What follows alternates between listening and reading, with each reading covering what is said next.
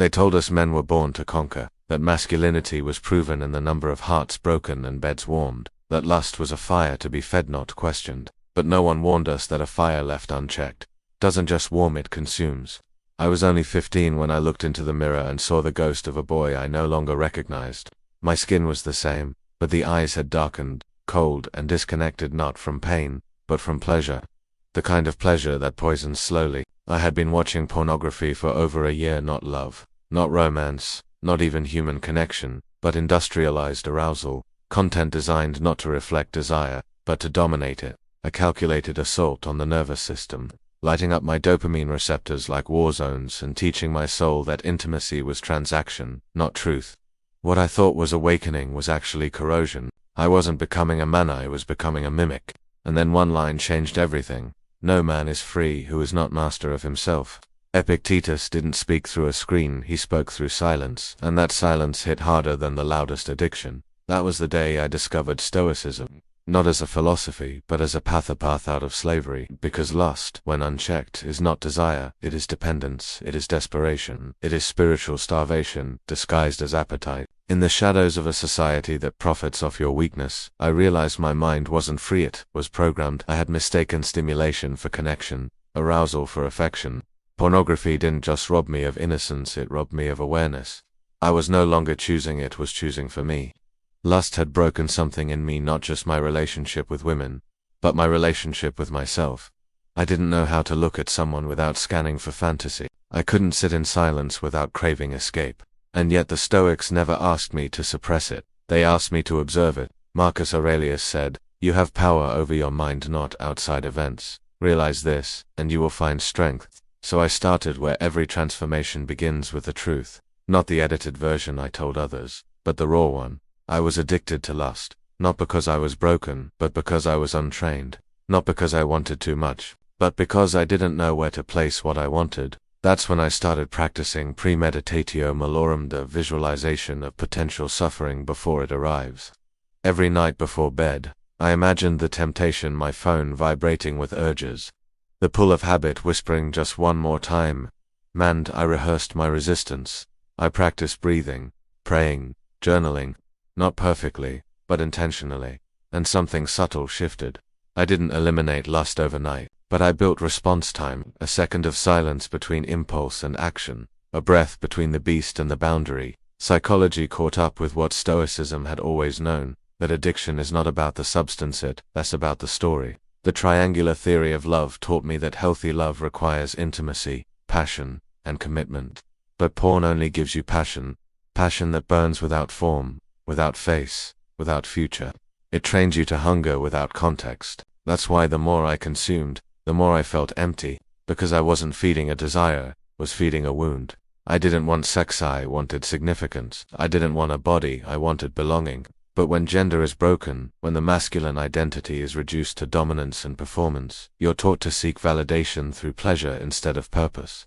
And in that distortion, boys are taught to chase but not cherish, to touch but not feel, to conquer but never connect. So I created a system, a blueprint out of slavery. Year 1 was reconstruction, rewiring my brain through breathwork, cold showers, reading Seneca every morning, and speaking the truth to a journal that never judged me. I replaced fantasy with mindfulness. I swapped shame for structure. I meditated not to escape lust, but to befriend my breath when it came, because lust will come. But discipline meets it like a warrior, not a victim. Year 2 was embodiment. I started lifting heavy, joining mentorship groups, mentoring younger boys, learning how to serve others without needing to be seen. I transmuted sexual energy into action, because every urge is energy, and if you don't channel it, it rots. They say nature abhors a vacuum, so I filled my life with mission. I created emotional accountability groups, where we'd meet once a week and talk not about sex, but about struggle. We'd ask each other, where did you feel tempted? Where did you win? Where did you run? The more I practiced vulnerability, the less I needed validation. One friend would call me every night before bed just to say, remember who you are. That became my lullaby. Eventually, when I entered a relationship, I was ready, not because I had eliminated desire, but because I had given it direction. She was not my savior, she was my reflection. She saw my darkness, not as a defect, but as a depth. We built intimacy through rituals, morning walks without phones, eye contact during conflict, holding hands in silence, hugging without expectation. She became my mirror, not my medicine, and for the first time, I understood the sacredness of sex not as a climax, but as a covenant, not as an escape, but as an expression of something earned, not demanded. The Stoics didn't ask me to kill desire, they asked me to master it. Lust, I realized, is not the enemy. It's the signal. But when you ignore the signal long enough, it becomes a scream, it becomes shame, it becomes silence. The problem isn't that we desire it, that we don't understand what we desire. We think we want bodies, but we want bonding. We think we want pleasure, but we're starving for peace. And lust is so easy to sell because it's instant. But nothing instant is sacred. Seneca said, "It is not that we have a short time to live, but that we waste a lot of it." How many hours had I wasted, scrolling for a sensation that always left me emptier than before?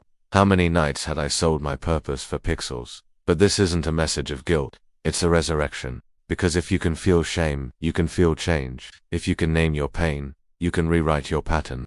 Healing isn't a straight line, it's a spiral staircase. Some nights you'll fall, some days you'll want to give up, but every breath of discipline, every second of silence between urge and action, is a brick in the temple of self-respect, and that temple will save your life. In today's culture, where gender has become a battlefield where masculinity is either mocked or weaponized, Stoicism gives us a third option: responsibility, not power over others, power over self. And that's the kind of power no one can take. I no longer chase dopamine, I create meaning. I no longer fear lust, I channel it. I no longer look in the mirror with shame, I look in the mirror and see a man. A real man, not because I conquered women, because I conquered my weakness. Lust was never about sex, it was always about direction. When gender is broken, when the script is lost, we become slaves to urges. But when we reclaim it, when we name it, train it, and honor it, we don't just become better men, we become whole ones. And wholeness is the most seductive thing of all.